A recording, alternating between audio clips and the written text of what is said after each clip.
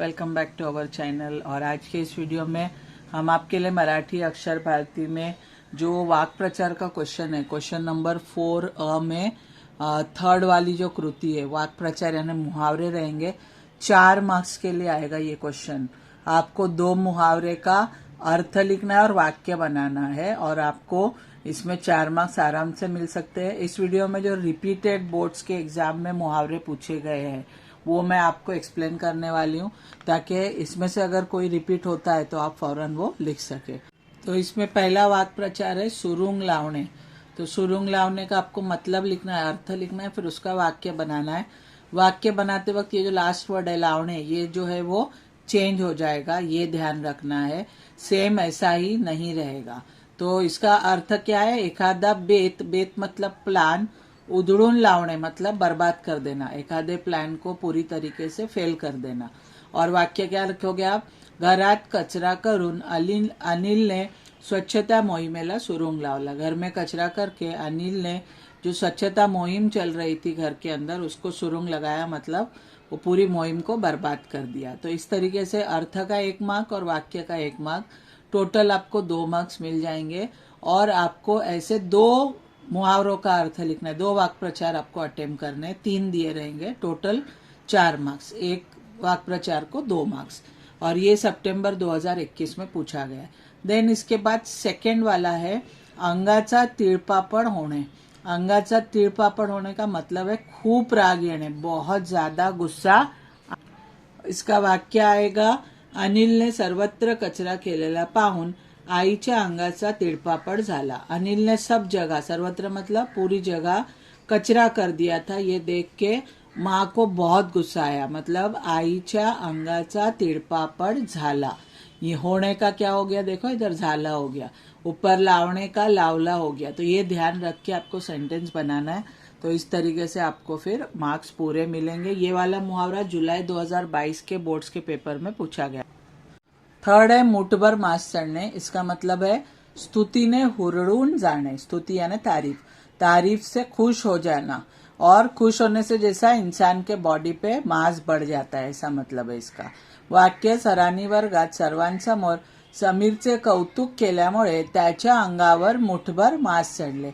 Sir ने यानी teacher ने वर्गात यानी क्लास में सबके सामने समीर की तारीफ की है, इसलिए समीर के अंगावर मुठभर मांस चढ़ ले, उसके बॉडी पर मुठभर मांस चढ़ गया, वो तारीफ से बहुत ज्यादा खुश हो गया। मार्च 2022 में ये पूछा गया।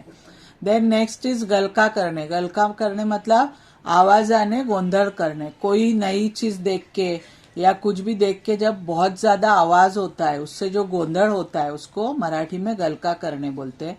माकडवाला खेळ करायला येताच त्याच्या भोवती गोळा होऊन मुलांनी गलका केला।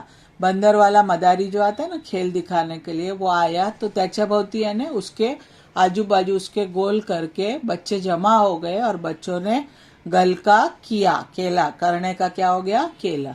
ये मार्च 2020 में आया है। देन नेक्स्ट है झोकून देने। झोकून देने ये वाला मुहावरा इंपॉर्टेंट है। मार्च 2020, नवंबर 2020 और सितंबर 2021 3 बार ये रिपीट हुआ है। हो सकता है इस साल के बोर्ड के एग्जाम में भी रिपीट हो जाए, इसीलिए प्रिपेयर करो। अर्थ समरस होने। इसके 2 अर्थ है, कोई भी एक आप लिख सकते। तो समरस होणे ज्यादा इजी है।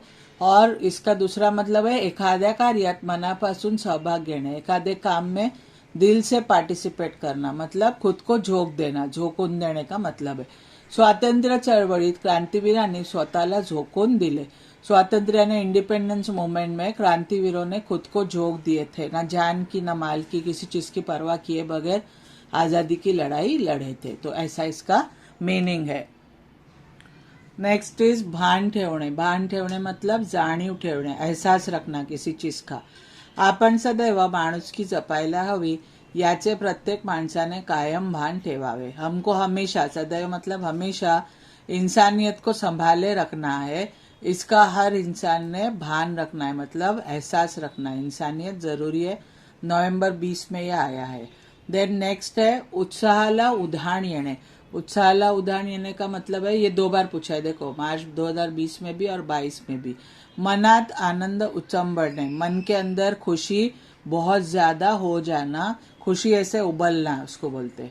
पावसाळी सहलीला जायचे हे कळताच वर्गातील विद्यार्थ्यांच्या उत्साहाला उधाण आले।